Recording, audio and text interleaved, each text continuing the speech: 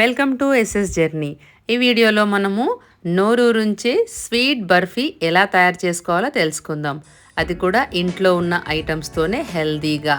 ఈ బర్ఫీ టేస్ట్ చాలా బాగుంటుంది. నోట్లో వేసుకోగానే వెన్నెలా కరిగిపోతుంది. మిక్సీ జార్లో 1 కప్పు కొబ్బరి ముక్కల్ని తీసుకోవాలి.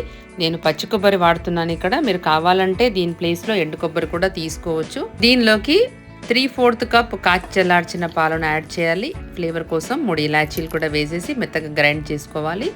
తర్వాత దీనిలోకి 1 కప్పుకి కొంచెం తక్కువ బెల్లం యాడ్ చేసి మళ్ళీ ఒకసారి మిక్సీ తిప్పుకొని మెత్తగా గ్రైండ్ చేయాలి. బెల్లం ప్లేస్లో మీరు కావాలంటే షుగర్ కూడా యాడ్ చేసుకోవచ్చు. ఈ మిశ్రమాన్ని పక్కన పెట్టేసి స్టవ్ వెలిగించి కడాయిలో నెయ్యి 2 నుంచి 3 టేబుల్ స్పూన్ల నెయ్యి వేసుకోవాలి. ఈ స్వీట్ తయారీకి నెయ్యి బాగానే పడుతుందండి.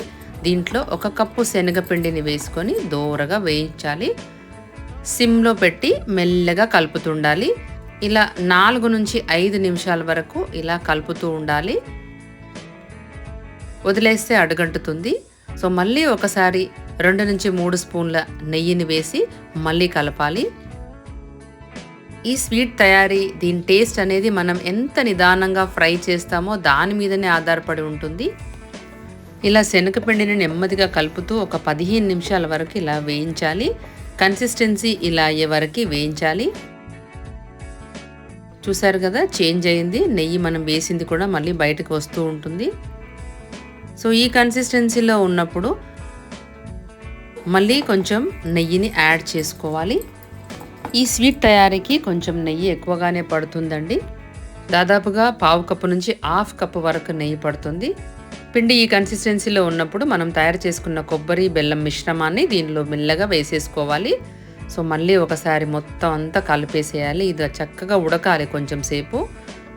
సిమ్ నుంచి మీడియం ఫ్లేమ్లో అలా మార్చి మెల్లగా తిప్పుతూ ఉండాలి. గరిటకి అంటుకోకుండా వచ్చే వరకు ఇలా తిప్పాలి. కొంచెం టైం కూడా పడుతుంది ఈ స్వీట్ చేయడానికి. నిదానంగా చేస్తే మంచి టేస్ట్ వస్తుంది. సో ఇలా కలుపుతూ ఉండాలి. ఇలా కలుపుతూ ఉంటే కొంచెం కన్సిస్టెన్సీ చేంజ్ అవుతూ ఉంటుంది. మళ్ళీ ఒకసారి నెయ్యిని యాడ్ చేసుకోవాలి. నేను అప్రాక్సిమేట్ నెయ్యి చెప్పాను. మధ్యలో వేసుకున్నదంతా కలిపితే మనకి 1/2 కప్పు వరకు అవ్వచ్చు. సో ఇలా కలుపుతూ దగ్గరగా చేసి ఇలా మళ్ళీ ఒకసారి తిప్పేసి ఇలా ప్రెస్ చేస్తూ ఇలా కంటిన్యూగా కలుపుతూ ఉండాలి.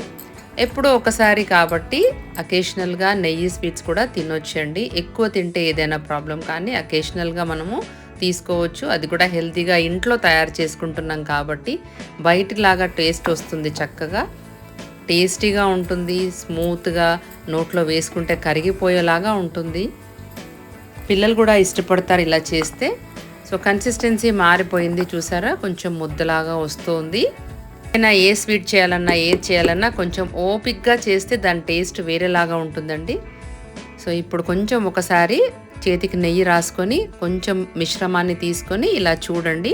ఇలా రోల్ చేస్తే ఇలా ఉండలాగా రావాలి, పడిపోకూడదు. సో ఇలా వస్తే పర్ఫెక్ట్గా వచ్చినట్టు లెక్క.